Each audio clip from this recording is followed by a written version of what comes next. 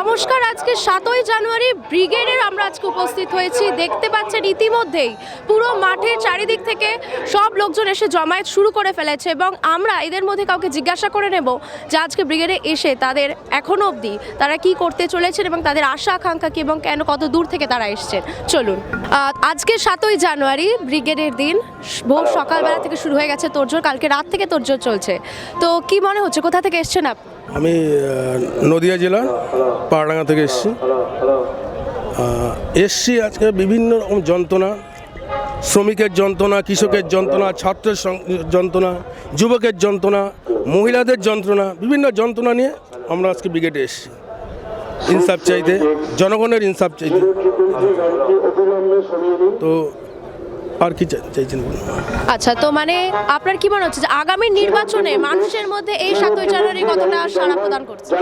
নিশ্চয়ই হবে। যে আজকের এই সমাবেশে যে লোকের সমাগম, যে ছাত্র যুবদের যে সমাগম, যে জনগণের সমাগম, তাতে দেখে আগামী 2024-এর নির্বাচনে যদি আমাদের ঠিকভাবে মানে ভোট করতে বা প্রয়োগ করতে দেয়, এর ফল বা মোদী সরকার বা দিদি সরকার বুঝতে পারবে এর ফল কি হবে।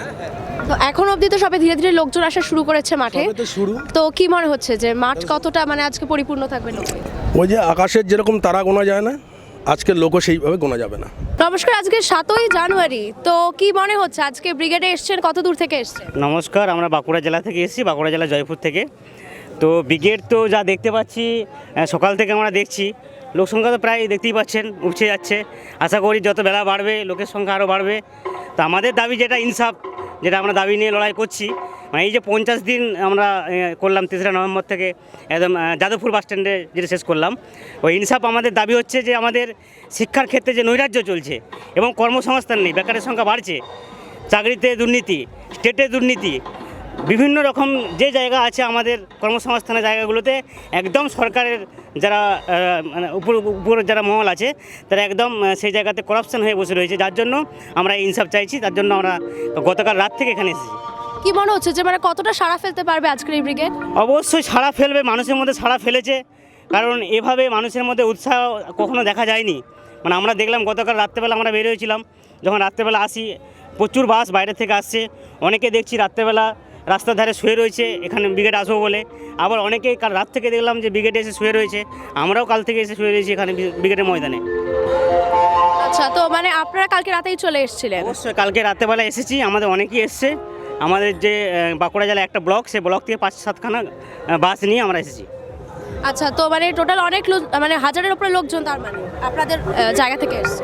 আরও বেশি হবে হয়তো। আরও বেশি হবে। তো কি মনে হচ্ছে যে আজকে যে এত মাঠ ভরবে, এখন তো সবে শুরু হচ্ছে?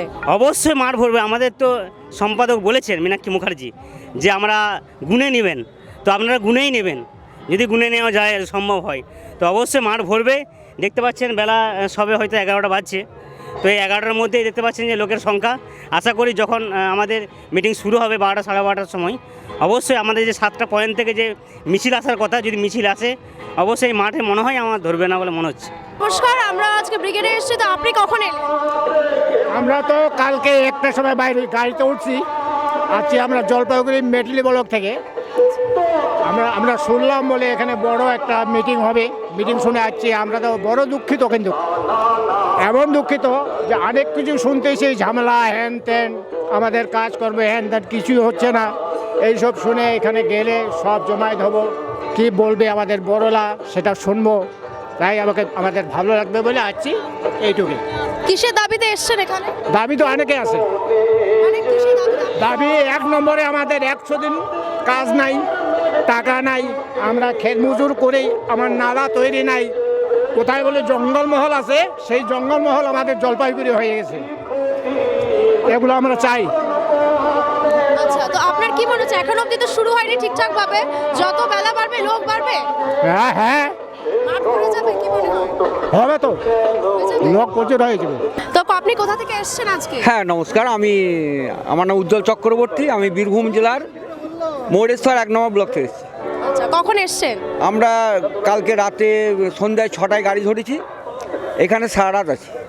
আচ্ছা, এই মাঠেই সারা রাত ছিলেন? এই মাঠেই সারা রাত ছিল। তো কিরকম মনে হলো সারাদিনের, মানে সারা রাত পেরিয়ে সকাল হলো, লোক ধীরে ধীরে আসছে, তো কি মনে হচ্ছে?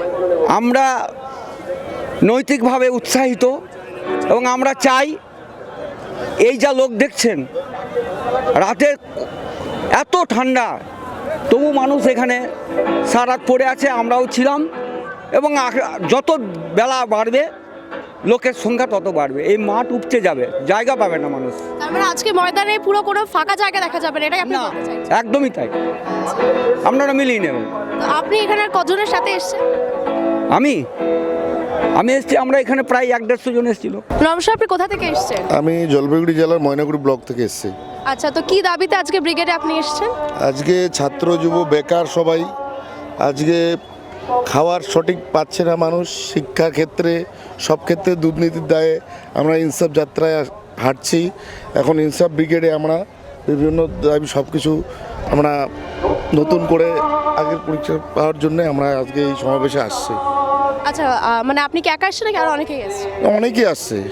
আচ্ছা, মানে আপনি কোন মানে অঞ্চল কোথা থেকে? হ্যাঁ, কোন জায়গা থেকে? জলপাইগুড়ি? জলপাইগুড়ি জেলার ময়নাগুড়ি ব্লক থেকে আসছি। আমাদের যে গ্রাম পঞ্চায়েত সেটা হচ্ছে মাধবডাঙ্গা 2 নং গ্রাম পঞ্চায়েত থেকে এসছি। আচ্ছা, কখন এসেছেন? সকালে? আমরা 6টায় ট্রেন থেকে নামছি। আচ্ছা, কি মনে হচ্ছে আজকে ব্রিগেড এখন অবধি তো শুরু হয়নি ঠিকঠাক ভাবে, তো এখনো কি মনে হচ্ছে? মাঠ ভরে যাবে, মাঠ ভরে যাবে? একদম ভরে যাবে।